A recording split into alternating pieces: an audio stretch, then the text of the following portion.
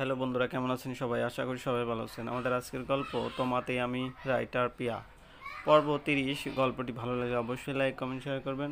আর চ্যানেলটি সাবস্ক্রাইব না করে থাকলে প্লিজ সাবস্ক্রাইব করুন। ধন্যবাদ। ভালো থাকবেন। কাইসার এবার উঠে আসলেন। ঠাস ঠাস করে দুটো থাপ্পড় বসিয়ে দিলেন মেয়ের গালে। যে মেয়ের গায়ে ফুলের আঘাত লাগতে দেননি, সেই মেয়েকে এভাবে মারবেন কেউ ভাবতে পারেনি। প্রভাতী গালে হাত দিয়ে মাথা নিচু করে আছে। তোকে আমি রাজকন্যার মতোই লালন পালন করেছি, একটুকু কষ্টের আঁচ লাগতে দেইনি। আমি প্রতিনিয়ত চেয়েছি তোর বন্ধু হয়ে থাকতে, বাবা হয়ে না। কখনো তোকে শাসন করিনি। তোর খারাপ লাগবে এমন কাজ আমি কিংবা তোর মা করেনি। আর এই প্রতিদান দিলি তুই। আমাকে না পারিস তোর মাকে বলতে পারতি।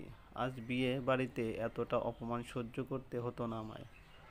আর বিবর, তুমি তো আমাকে বলতে পারতে আমার রাজকন্যাকে তোমার হাতে আমিই তুলে দিতাম।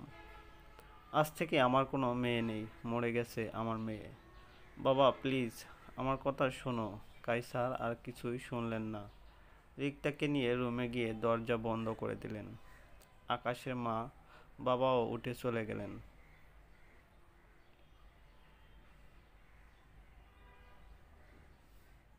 প্রভাতী কেঁদেই যাচ্ছে। আমি বলি কি বিভোর, আজ রাত তোমাদের আর ফিরে আসবে না।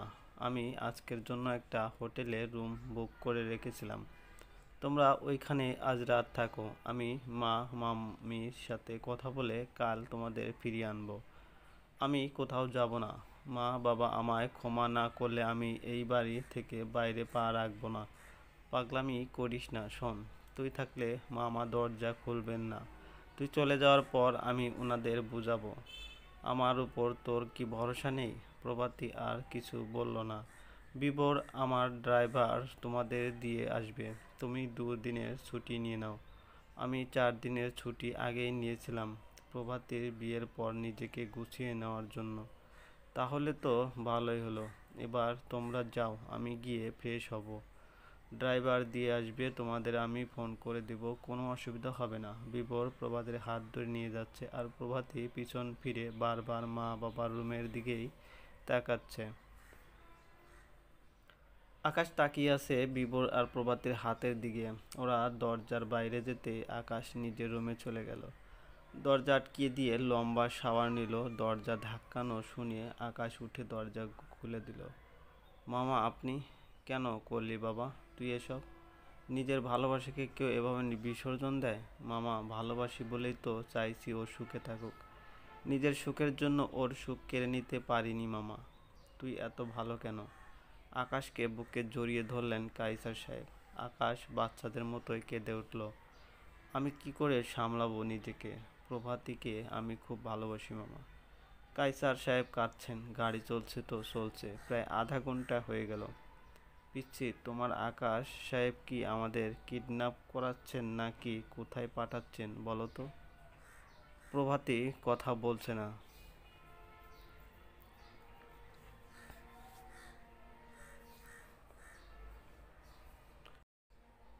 তুমি কিন্তু খুব বড় ভুল করলে জানো? কি ভুল? আকাশের মতো লোককে বিয়ে না করে আমায় বিয়ে করলে। আকাশ তোমাকে খুব বেশি ভালোবাসে। আর তুমি? সেটা কি বলে দিতে হবে? তাহলে আর বলো না আমি ভুল করেছি। পুরো 1 ঘন্টা পর গাড়ি এসে সমুদ্র বন্দরে থামলো। চাচা, গাড়ি এখানে রাখলেন কেন? ছোট সাহেব তো বললেন এখানে নিয়ে আসার জন্য। প্রভাতী আর বিভোর দুজন দুজনের দিকে তাকাচ্ছে। ড্রাইভার আকাশকে ফোন দিল। স্যার, এসে গেছি আমরা।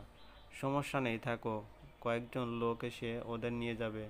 দুজন ছেলে ওদের গাড়ির সামনে আসলো। Sir, ma'am.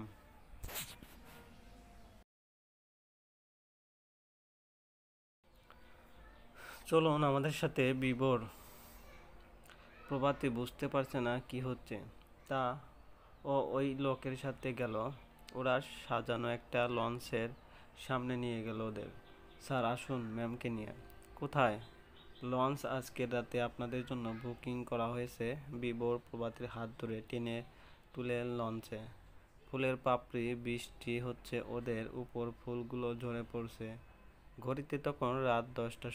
সুন্দর সাজানো কেবিন ওদের নিয়ে যাওয়া হলো। গোলাপের পাপড়ি ফ্লোরে ছড়িয়ে ছিটিয়ে আছে।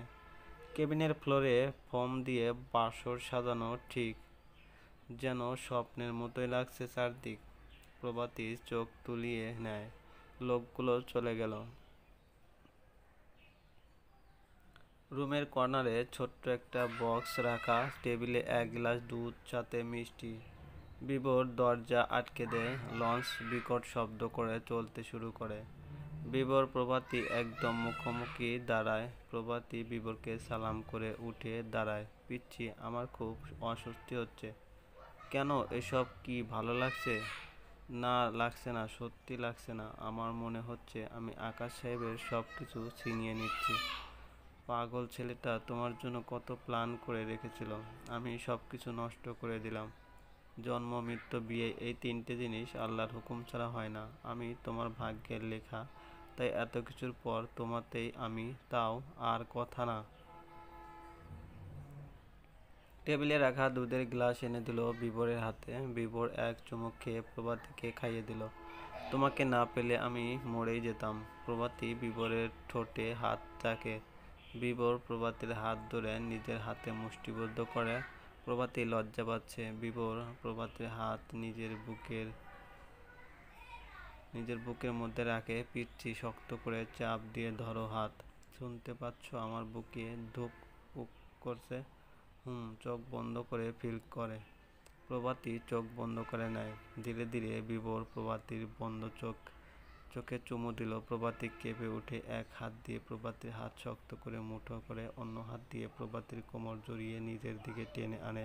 প্রভাতীর চোখ বন্ধ, ঠোঁট জোড়া কাঁপছে। কাঁপা কাঁপা ঠোঁটে নিজের ঠোঁট দিয়ে দখল করে নিল।